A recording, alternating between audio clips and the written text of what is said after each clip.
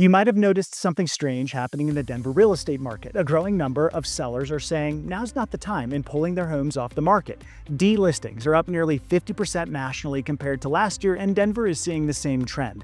These are homes that sat for weeks, got lowball offers, or didn't get much interest at all, so now sellers are stepping back, hoping that waiting it out will pay off. But will it?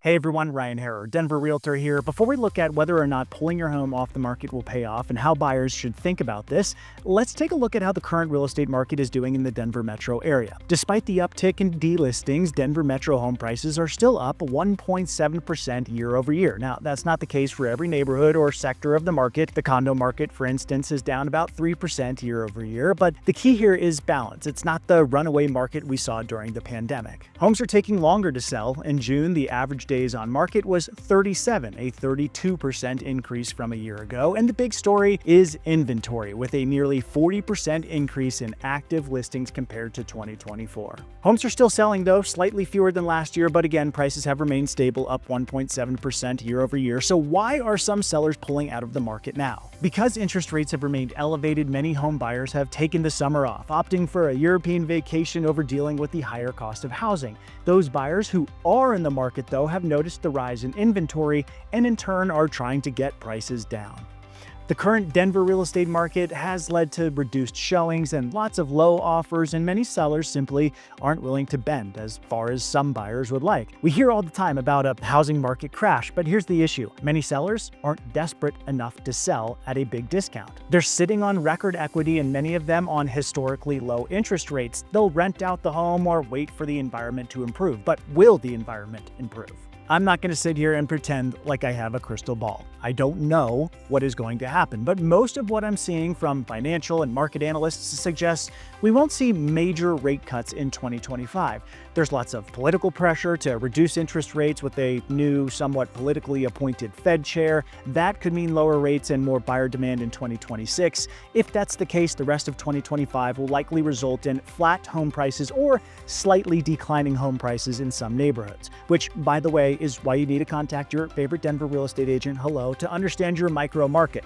What can you expect in your neighborhood? Will you get showings if you hit the market? What's a price that will actually affect a home sale? So, home sellers who are pulling off of the market now are gambling a bit. The situation could get worse before it gets better. If better is spring of 2026, guess who is also going to relist their home at the same time?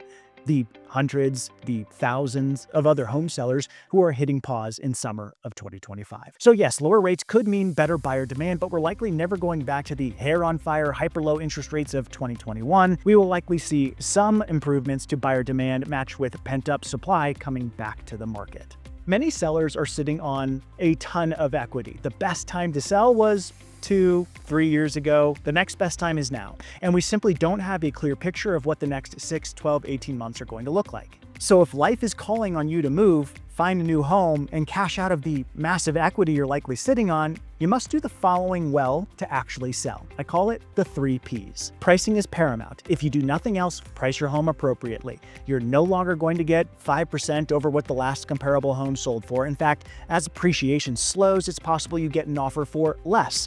Lean on your agent to negotiate a good deal. Second P, presentation. The way your home appears to sellers is more important than ever. Imagine being a buyer. Rates are high, prices are high, and they walk into your home that needs a $20,000 refresh, or the home has worn out carpet, or there are clearly broken windows. Present a well taken care of and buttoned up home. You don't necessarily need to do a massive remodel, but everything should be in good working order. Otherwise, you'd better bring down your list price. And the third P, promotion. Your first showing is online. You'd better have some standout marketing, obviously professional photos, 3D tours, but I also add customized websites and have been paying for video advertisements of my listings on Instagram, Facebook, and YouTube to reach an additional 10 to 20,000 viewers on top of all of the home search website views. Exposure matters. The more people who see the home, the better chance you have of getting a great, if not multiple offers. Buyers, I have not forgotten about you. How should you approach this information about some sellers pulling their home off the market? Should you wait for rates to drop too? Well,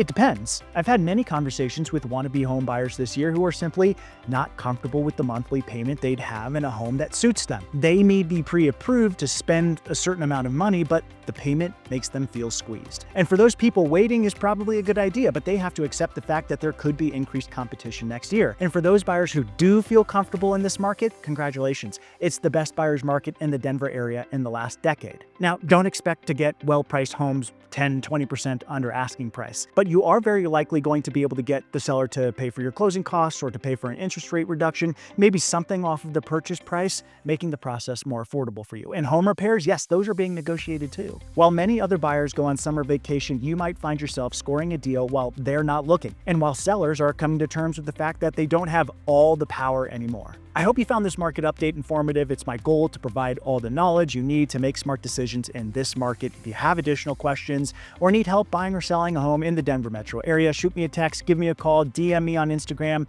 All of my contact information is below. See you on the next one.